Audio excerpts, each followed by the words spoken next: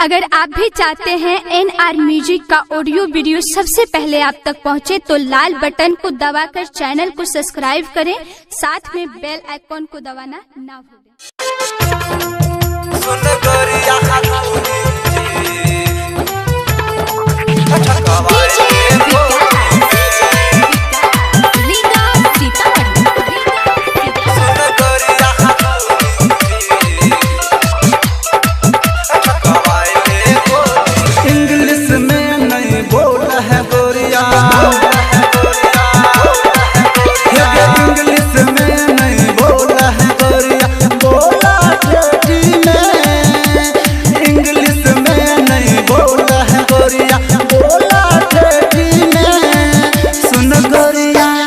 सुन गोरिया हाथू इंची ठकवाइले कोठी में, सुन गोरिया हाथू इंची ठकवाइले कोठी में।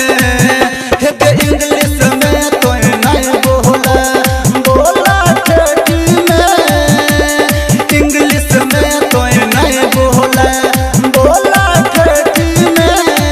सुन गोरिया हाथू ठकवाइले कोठी में, सुन गोरिया हाथू इंची ठकवाइले कोठी में।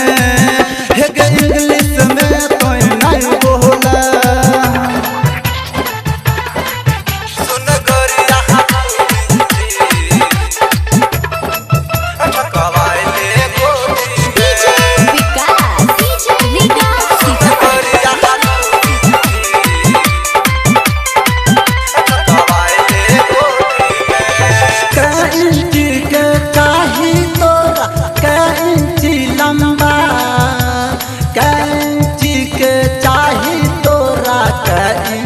डंडा कैंची के चाही तोरा, कैंची लंबा, कैंची के चाही तोरा, कैंची डंडा। पाँव उठा के ठकबौ हम पाँव उठा के ठकबौ हम तोरा पार्टी में, पाँव उठा के ठकबौ हम तोरा पार्टी में।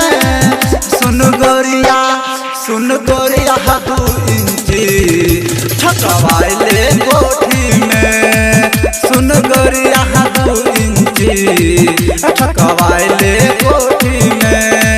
हे इंग्लिश में तो नहीं बोला,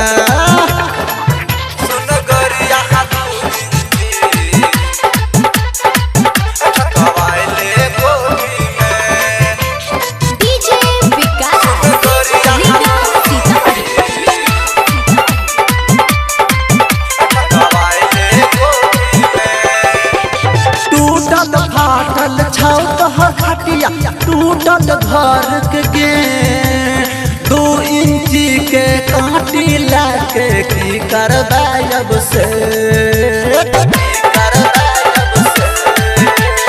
टूटल फाटल छौ तोहर खटिया, टूटल घर के गेट 2 इंची के काटी लाके की करबै अब से।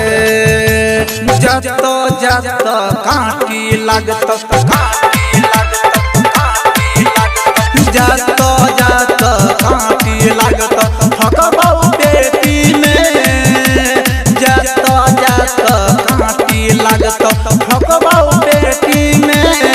सुन गोरिया हाथू इंची ठकवाइले कोठी में, सुन गोरिया हाथू इंची ठकवाइले कोठी में।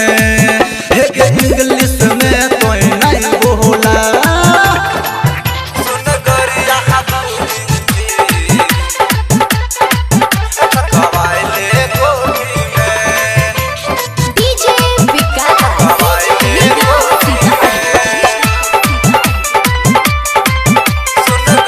हाथू इंची सर के कचरी खिलेब चौक परदेसी गावे हम दीवाना